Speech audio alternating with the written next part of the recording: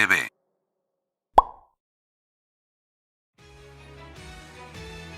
Uno de los animes que vino rompiéndola poco a poco según algunas encuestas de popularidad de dudosa credibilidad fue Queridito en el Francisco, Darling in the Franxx, un proyecto que tiene de progenitores a dos estudios bastante pintorescos, A1 Pictures y Trigger, básicamente el equivalente a la unión entre una MILF bastante deseable y un veinteañero con aptitudes e inmaduro, pero que era una riata en sus años de adolescente. Yo la verdad es que no sabía qué esperar de este proyecto, ya que tan solo con tener involucrado el estudio Trigger, las cosas siempre son inciertas, pueden ser muy buenas como lo fue Kill la Kill, pueden ser muy decepcionantes y malas como lo fue Kiss-Sniper, o pueden ser joyas como Little Witch Academia.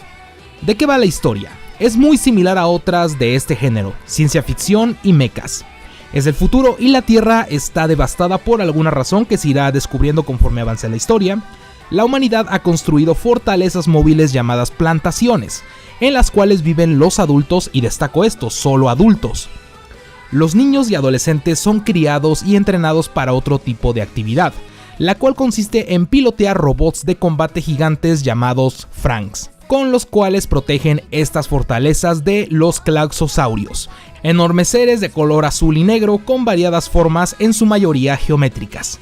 Aquí nos enfocamos en el Escuadrón 13, una banda de pilotos novatos con buenas aptitudes para pilotear los Franxx, excepto por el clásico beta que todo anime necesita y que por razones misteriosas entre comillas no puede pilotear uno de estos robots, que se manejan usando a un piloto hombre y una piloto mujer, y esta última pues digamos que tiene que ponerse en una situación medio subjetiva. Nuestro beta, de nombre Hiro, se la pasa lloriqueando porque no puede subirse al maldito Eva y probablemente Rei tendrá que pilotearlo otra vez, cuando de repente se topa con una chica desnuda, con pelo rosa y con cuernos, todo esto cerca de un manto acuífero. ¿Dónde habré visto esto antes?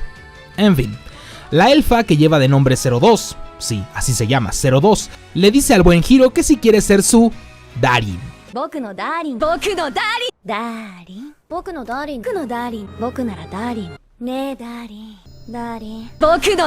Y después de varios acontecimientos, el buen Hiro finalmente puede pilotear un Franxx gracias a la hija perdida de Hellboy. Y ya después de eso siguen varios capítulos en los que vemos el problema a resolver en la semana, la vida diaria de estos chavos con sus relaciones interpersonales, y después van saliendo diferentes subtramas que al parecer quieren abarcar algunos temas y asuntos, pero que al final no van a ningún lado. Y es que el problema de Darling in the Franxx a grandes rasgos carece de un objetivo. Realmente uno se pregunta cuál es el punto de su historia, aparte de ver adolescentes poniéndose a 20 uñas para pilotear un mecha anoréxico kawaii que pelea contra un montón de enemigos sin forma definida y que en vez de parecer creativos solo reflejan que los de animación y de diseño les dio hueva inventarse una apariencia chingona para ellos. En su núcleo, Darling in the Franxx es una historia de amor. Y esto no tendría que ser malo, si no fuera una historia de amor súper forzada y cliché a más no poder. A lo largo de estos meses he visto que la gente llega a comparar a este anime con Evangelion, y esto lo hacen de cierta forma como burlándose de su poca originalidad. Lo que no saben es que al decir esto, de hecho le están haciendo un cumplido, porque créanme, ya quisiera este anime tener un poco de esa magia que tenía Evangelion, y no estoy diciendo que Evangelion sea lo mejor de lo mejor, pero vaya que nadie le puede negar el estatus que tiene dentro de la industria del anime, y es que una de las cosas que más me molestan de Darling in the Franxx es que por un momento sí pudo llegar a tener un poco de la magia de la obra de Hideki Anno. Porque primero que nada tendríamos que plantear qué es Evangelion. Yo simplemente lo describo como un anime que en apariencia solo trata acerca de mechas dándose en la madre con monstruos gigantes, pero que obviamente si ves más de cerca te darás cuenta de que solo eso es el exterior, ya que si ponemos más atención podremos darnos cuenta que trata de muchas cosas psicológicas y temas muy maduros que se relacionan enteramente con los personajes, los cuales son el corazón de todo el argumento. Estas situaciones se desarrollan de una forma tan interesante y bien hecha que llega el momento en el que los robots gigantes y los ángeles que quieren destruir el mundo se vuelven algo secundario, pasan a segundo plano. Pues Darling in the Franxx tenía todo esto y no lo aprovechó. Porque basta ver un poco entre líneas para darse cuenta de que esta historia tiene muchos puntos que recuerdan a tres obras literarias. 1984 de George Orwell, Un mundo feliz de Aldous Huxley y Fahrenheit 451 de Brad Bradbury. Y es que se nos presenta un mundo con una distopía bastante refinada, efectiva y que ya se había visto en otros animes, pero ninguno que tuviera mechas, según yo. En el mundo de Darling in the Franxx, estos aspectos se ven en la forma en la que el gobierno mantiene el orden de la población a base de evitarles el contacto con el mundo exterior y que basan su felicidad en el uso de la tecnología y las drogas. El supuesto papá vendría a ser la figura autoritaria del gran hermano en esta sociedad, y en cuanto a los individuos, que son los adolescentes que pilotean los Franxx, son creados en probeta, desechados cuando ya no los necesitan y privados de conocimiento que pueda fomentar que piensen por sí mismos y de que se interesen de cómo era la sociedad humana en el pasado, por lo que todo objeto, ya sea libro, imágenes, que muestre esto será eliminado por el gobierno. Además, es obvio que las relaciones amorosas están también prohibidas y son castigadas. Qué lástima que todo esto que les dije solo lo tomen de forma muy superficial durante toda la historia, ya que con solo oír esto se me haría un plot bastante interesante y como Evangelion dejarían el tema de los mechas gigantes y los claxosaurios en un plano secundario. Pero aquí yo sí le voy a echar la culpa a los escritores y miembros del estudio Trigger. Y sí, específicamente a Trigger, ya que se nota esto por el uso de giro de trama de el enemigo que enfrentamos no era el verdadero enemigo y además el verdadero enemigo es una fuerza alienígena. A ver, ya lo usaron en Gurren Lagann, ya lo usaron en Kill la Kill y ya lo usaron en este. Y créanme, no va a ser la última vez que lo utilicen. Pero sí créanme cuando les digo que ya está desgastado, ya está caduco, ya no funciona de la misma forma.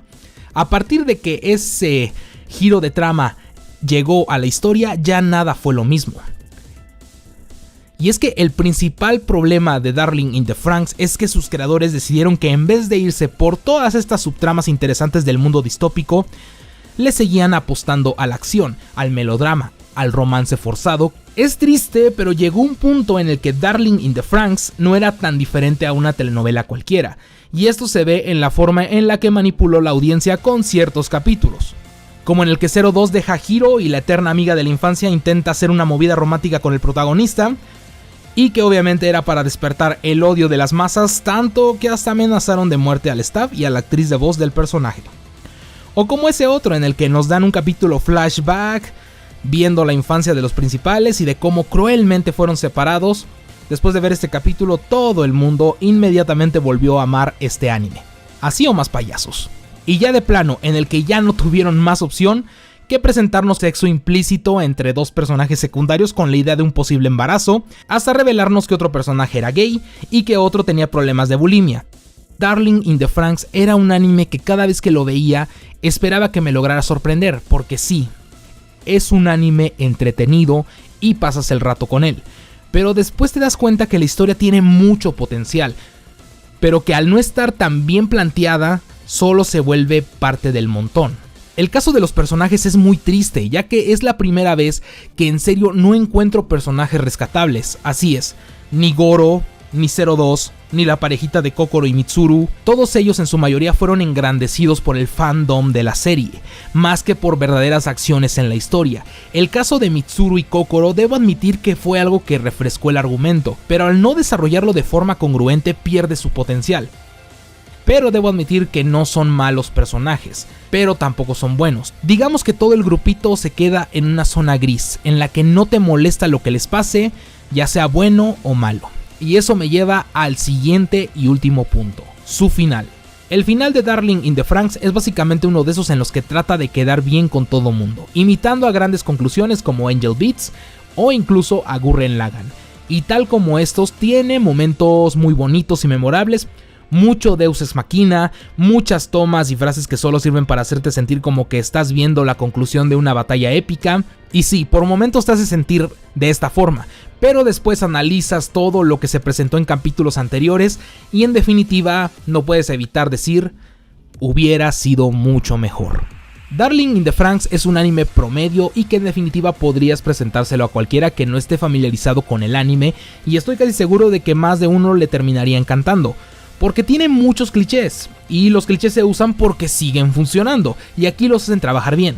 Pero para todo aquel público que ya tenga una noción de diferentes propuestas, no los impresionará. Una cosa chistosa, y es que hay muchos que además de compararlo con Evangelion, también lo hacen con un anime de esta década, Guilty Crown del año 2011, que ya les aviso no es de mi agrado, pero que se convirtió en una unidad de medida para saber qué tan malo es un anime que pretende ser muchas cosas y al final no es ninguna.